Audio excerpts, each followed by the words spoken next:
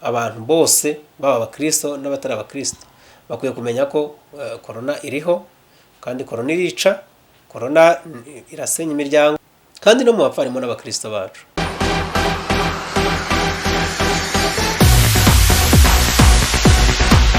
Nk'ibisanzwe nko mubizi, iyi ni Bumbogo TV ihora ibaha ibyiza buri munsi. Uyu munsi dufite umwe mu batumirwa twagira ubuntu tugasura, reka atwibwire. Murakoze, nitwa Tuyisenge Emmanuel niyo mazina yanjye. Muri Mahora ndi umupastori, ndi umuvugabutumwa, nanjye mbahaye ikaze. Ndishimye ko mumpaye amahirwe kugira ngo nshobore gutambutsa ikiganiro kuri iyi channel yanyu, kandi Imana ikomeze kubagura muri umurimo wanyu. Reka dusenge. Data, mu izina rya Yesu turagushimiye kubw'uyu mwanya uduhaye kugira ngo dushobore kuganira, kandi dusengeye abazakurikira ikiganiro bose Mana, kugira ngo kizagire umumaro mu buzima bwabo, kizagira aho kibakura n'aho kibageza mu mugambi bafiteho, mu izina rya Yesu, amen. Pastor arakoze cyane mu kudusengera ku kiganiro. Ndabizi muraza kuryoherwa mwe mukurikiye Bumbogo TV. Pastor, urabona muri iyi minsi abantu imyaka igiye kuba 2 coronavirus ije mu Rwanda. Ese turi kwibaza cyangwa se n'abantu baribaza, ese abakristo babayeho gute mu buzima bw'iyo myaka? Mwari muri mwababwiraga mu rusengero ko bagomba kwitwara, kwirinda ibibi, ariko ubu ni iki wababwira? Niye message waba buryo bwo kwitwarika muri iyi myaka 2? Ese ijambo riri kubageraho gute? Henda hari abadafite iyo YouTube barebaho, araba dafite televiziyo, uburyo n'uburyo basengamo bwabo ku giti cyabo. Urakoze. Icyambere nuko iki cyorezo kikiza abantu bari bagifite amakuru make cyane. Uzi ko iyo cyatangiriye mu Bushinwa bisa nkaho twumvaga ari ibintu by'iyo, hakaba n'igihe bohereje nk'utuntu kuri WhatsApp, sinzi niba nawe waratubonaga, abantu bambaye udupfukamunwa, abantu bahana intera, umuntu akabona ari ibintu by'iyo ngiyo. Cyagiye kutugeraho bisa nkaho ari nk'ibintu bitunguranye abantu batari biteze. Icyo gihe hari n'ubuhanuzi bwari bwatangiye gucicikana ko corona itazagera mu Rwanda, itazagera muri Afurika, ariko byaje kugaragara ko bitari byo. Iyo ikintu rero ari gishya kibaho n'impuha nyinshi, ko abantu bose baba bafite za speculations kuri cyo. Navuga ko mu batunguwe harimo n'abakristo, nabo baratunguwe, twese twaratunguwe. Ikindi nanone bigasa nkaho dutekereje ko twaba dufite amakuru tubona mu buryo bw'umwuka no gusenga kurusha izindi nzego zose, ariko nabyo byagaragaye ko bitari ibyo. Ubundi Imana ikorana n'umuntu ishyize mu mwanya. Amakuru ahagije, amakuru y'ukuri yari afitwe na Minisiteri y'Ubuzima, kuko niyo nyine Imana yashyize mu mwanya wo gukurikirana ubuzima bw'abantu. Buriya hari ubwo tudasobanukirwa ko Imana ikorana n'umuntu ishingiye ku bumenyi yamuhaye, ishingiye ku mwanya yamushyizemo, kuko buriya izi minisiteri zipanze umugambi w'Imana, leta iriho umugambi w'Imana, ubumenyi niyo ibutanga. Rero byagaragaye ko Minisiteri y'Ubuzima ariyo yonyine yari ifite amakuru ahagije, ko nibo baba mu bushakashatsi, nibo baba mu miti, nibo bazi uko ibyorezo biza n'uko bikumirwa, nibo bazi gukora iriya culture ya virus, bakaba bamenya iyo virus ni virus iki, bakaba bamenya uko yakwirindwa, uko ikura, uko yigabanya, ibyo byose nibo bari bafite amakuru. Rero bisa nkaho coronavirus yazanye ikintu kimeze nk'igihuha n'ubumenyi bukeya cyane kuri cyo, haba ku bakristo n'abatari abakristo. Ariko Imana ishimwe ko Minisiteri y'Ubuzima yakomeje gusobanura, kandi bagakoresha uburyo bwose bushoboka kugira ngo abantu basobanukirwe. Biza kugeraho rero tubona ko ziriya ngamba hari icyo ziri gukora, ariko mu buryo bwo mu bitekerezo by'abantu twaje gusanga ko twabyibwiraga atari ko byari bimeze. Ari nayo mpamvu ndetse no kugeza n'uyu munsi abantu bakwiye kwirinda ibihuha, abantu bakirinda gutekereza uko batekereza, cyangwa se umuntu akavuga ngo njye ndasenga nta coronavirus nta kintu yantwara. Ntabwo ari byo. Urabona ko aha ngaha already dufite umuti, tumaze gukaraba, kandi ndasenga, nibwira ko ahubwo umuntu usenga ari ukwiye gukoresha umuti. Bibiliya iravuga ngo umunyamakenga iyo abonye ibibi bije ngo arabyikinga, ngo ariko umuswa we aragenda akabigwamo. Ikibi cyaje wakibonye, korona yaje, bari kuyisobanura, abapfa turababona, abarwara baremba turababona, abakira turababona, abimugaza turababona ko korona virusi ushobora kuyirwara ugakira ariko ugasigana ubumuga. Kandi no mu bapfa harimo n'abakristo bacu, kandi nabo basengaga, nabo Imana yabakundaga. Rero nkatekereza ko abantu bose baba abakristo n'abatari abakristo bakwiye kumenya ko korona iriho, kandi korona irica, korona irasenya imiryango, korona irangiza ubukungu, noneho bakubahiriza amabwiriza Minisiteri y'Ubuzima atanga. Nta nubwo ari menshi, si ugukaraba intoki, waba utabonye amazi n'isabune ugakaraba uyu muti, si ugushyira intera hagati y'umuntu na mugenzi we, abantu ntibegerane, si ukwambara agapfukamunwa. Ikigoye muri ibyo ni iki? Nta na kimwe kigoye, nta na kimwe kigoye. Buriya nitwe twigora. Iyo ibintu umaze kubifata ukumva ko bigoye birakugora, ko hari n'abavanga agapfukamunwa karababangamira ngo ntibakunda gukambara, ariko buriya agapfukamunwa karaturinda. Imana rero ikomeza ahubwo idushoboze kugira ngo dushyire mu bikorwa ari amabwiriza, tunayibuke, hanyuma inaturinde ko iki cyorezo gikomeza kuzamuka. Kuko nanone ntitwakwirengagiza ko nubwo Minisiteri y'Ubuzima yakora, nubwo ubushakashatsi bwakora, ariko umuti nyawo uba ufitwe n'Imana. Imana niyo ifite ubuzima bw'abantu mu biganza. Ngira ngo ejo bundi igihe bavuga ngo urukingo rwabonetse, twese twumvaga urukingo ubwo rubonetse ibintu bigiye kujya mu buryo, abapfa ntibazongera gupfa, ariko byagaragaye ko hari n'abakingiwe nabo bari kuremba nanone, binyuranye n'uko twabitekerezaga. Rero bigaragare ko iki cyorezo gikeneye ubuntu bw'Imana, ubuntu bw'Imana, Imana ikarambura ukuboko kwayo. Amateka y'abantu hagiye habaho ibyorezo bitandukanye, no muri Bibiliya birimo za mugiga n'ibindi, ariko ngo abantu bazi imbere y'Imana bakayitakira ikabumva, ikabakiza biriya byorezo. Rero ntekereza ko ni uruhare rw'abakristo muri rusange kwegera Imana bakayisaba kubakiza iki cyorezo, kuko bigaragara ko ingamba n'imbaraga n'ubushobozi bwose za Minisiteri z'Ubuzima ziri gushyiramo, uretse na Minisiteri y'Ubuzima, nubwo wafata na OMS, uriya muryango mpuzamahanga wita ku buzima, nawo ntacyo udakora, ariko bigaragara ko iki cyorezo gisa nkaho mu buryo bumwe cyangwa se ubundi kigenda kirusha imbaraga ubushakashatsi n'ubumenyi bwa OMS. Rero nibwira ko dukwiye kwirinda, tukubahiriza ibyo tubwirwa, ariko tukanasenga cyane kugira ngo Imana idukingurire imiryango idukize iki cyorezo.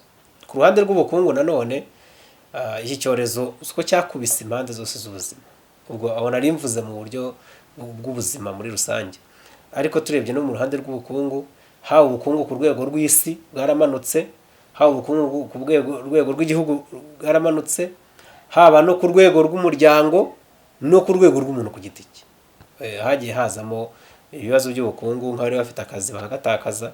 Niba kampani ihombye yari ifite abakozi 50 bayikorera, abo bakozi bahita bahinduka abashomeri. Uko niko ubukene bwinjira rero. Kandi muri bo harimo n'abakristo. Rero navuga ko abakristo mu byo dukwiye gusengera harimo no kugira ngo Imana itange n'ubuntu bwo kugira ngo dukingurirwe imiryango yo mu rwego rw'ubukungu, haboneke izindi nzira nshya, inzira n'Imana izica, haboneke ubundi buryo bushya bwo kugira ngo abantu babone uburyo bw'imibereho. Ashobora kuvuka nk'imirimo mishya, ashobora kuvuka, Imana igira ukuntu ibigena, ariko nanone ntitwavuga ngo korona yaraje ibintu byarapfuye byarazambye nta garuriro. Igaruriro rirahari, riracyahari, ko dushobora kongera gukoresha imbaraga nanone tukongera tukazamuka. Dufashe urugero nka Haiti, uribuka ukuntu umutingito wayikubise kabisa, igasenyuka, ariko uyu munsi ni igihugu kiri kugerageza kwiyubaka. Rero twafata urugero rw'igihugu kimwe tukashaka igisubizo ku rwego rw'isi. Noneho kuba korona yasenye ibintu ntibivuze ko ubuzima bwose bwarangiye, haracyariho amahirwe, haracyariho Imana iracyari kumwe natwe, ishobora kongera kandi igasana ibintu bikongera bikagenda neza. Imana iguhe umugisha. Noneho ku rwego rw'umukristo, korona yagize ingaruka, insengero zimwe na zimwe zirafunze, yewe bamwe mu bapasiteri bigishiriza ku mateleviziyo, ku maradiyo. Turagira ngo kuri kote y'umuntu yenda yagizeho ingaruka, nanjye ku urusengero rwe n'urufungurwe, yewe akaba yenda atifashije n'iyo radiyo n'iyo televiziyo, mu ijambo rya pasiteri n'ihumure wamuha yo gukurikirana ijambo, cyangwa se imbaraga yakomeza akaguma ari wa mukristo wa nyawe, nk'intama nk'umupasiteri nkawe yari asanzwe asenga koko by'ukuri, ntateshuke yenda n'ibyo bintu bya coronavirus byamugoye. Ni iki wamubwira? icyiza cy'Imana ni uko bisa nkaho iyo nta kiyitungura, ugira ngo ibintu byose biba yarabiteganyije ko bizabaho.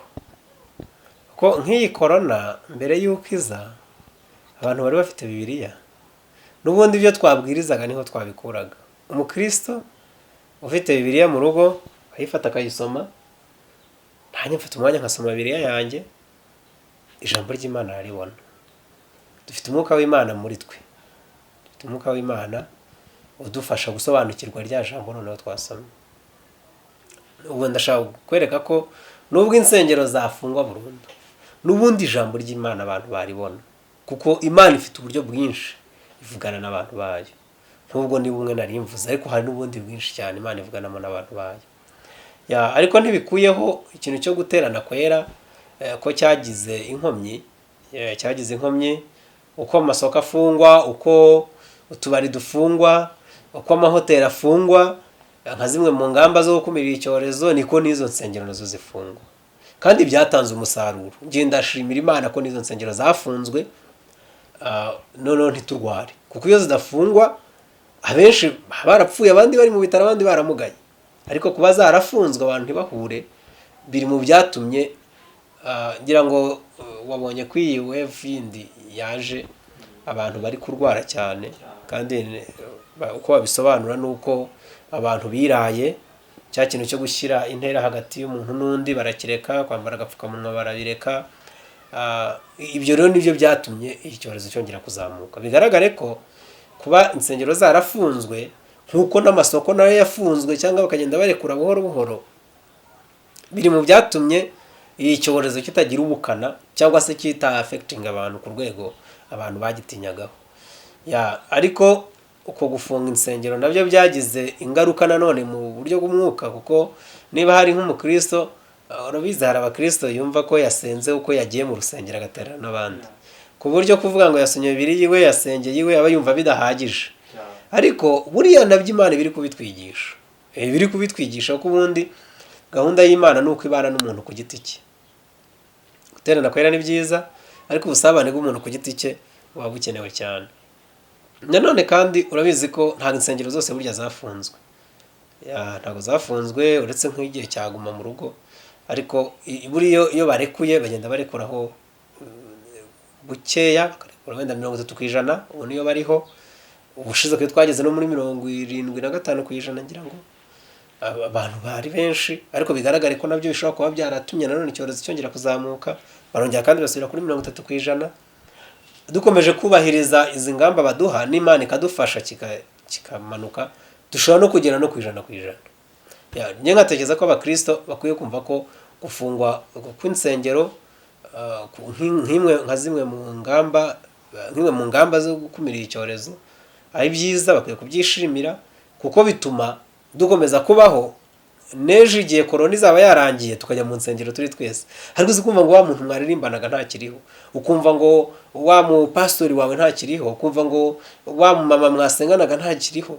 Kandi ikibi cy'iki cyorezo ni uko tutemererwa no kujyayo ngo tujye gushyingura. Uzi gupfusha ntunashyingura, gupfusha ntujye no kukiriya, kuko n'umubare w'abajya gukiriya urageze. Usigaye upfusha ntujye gukiriya, ugapfusha. Rero ntekereza ko ibi byose bikwiye kwerekana ko hari ubukana bw'iki cyorezo, abantu bakakirinda. Kandi ntibibi byabariya gusa, ko bavuga ngo ni iby'abasaza ngo n'abakecuru. Byagaragaye ko n'abana bapfa, n'abasore bapfa, n'abagabo bikwerera, abagore bapfa. Rero korona irareba buri muntu wese. Abakristo bakwiye kumva ko kuba insengero zifungwa badakwiye kubyinubira, ahubwo banabyishimire, ahubwo bitume basenga Imana, barushaho no kwirinda kugira ngo iyi cyorezo cyongere kigwe hasi. Nitugira amahirwe Imana inakidukize burundu hamwe no gusenga, noneho twongere dusubire mu nsengero. Nibwira ko abafite uburyo bwo kugira access kuri macano ya YouTube ushobora kujya kuri YouTube bagakurikira inyigisho ni byiza zirahari abakozi Imana barazitambutsa buriya nanjye ngira cano nuko wenda ntayishyiramo imbaraga cyane nkamwe yitwa Komanga TV nayo dushyiraho inyigisho in fact nafunguye iyo cano gusa kugira ngo abantu bajye kurikira inyigisho ntabwo ari izindi mpamvu zindi noneho umuntu ufite uburyo bwo gukurikirana inyigisho biba byiza kuri YouTube nanone kandi amaradiyo arahari uwaba adakurikira kuri YouTube ko wenda bisaba n'ama smartphone cyangwa se n'irindi koranabuhanga ariko hari radiyo hano afite uturadiyo udutelefone turi nk'amaradiyo uturadiyo dusanzwe radiyo zisanzwe ushobora gukurikirana nkanjye ntambutsa inyigisho kuri radiyo Umucyo buri wa gatandatu saa 11 z'umugoroba mba nigisha nk'umuntu wafungura radiyo Umucyo buri wa gatandatu saa 11 z'umugoroba ashobora gukurikirana inyigisho zanjye mu yandi masaha hari abandi bakozi Imana babwiriza n'ubu hari abari kubwiriza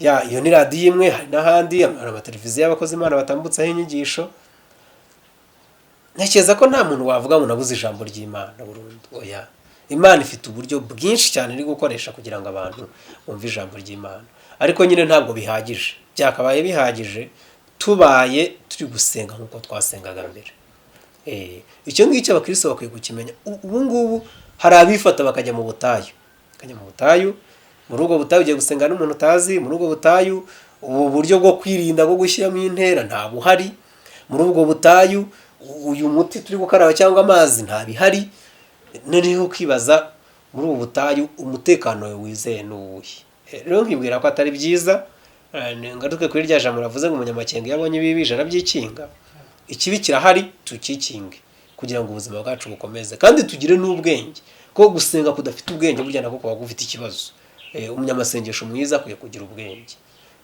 ndumva ari icyo navuga kuri icyo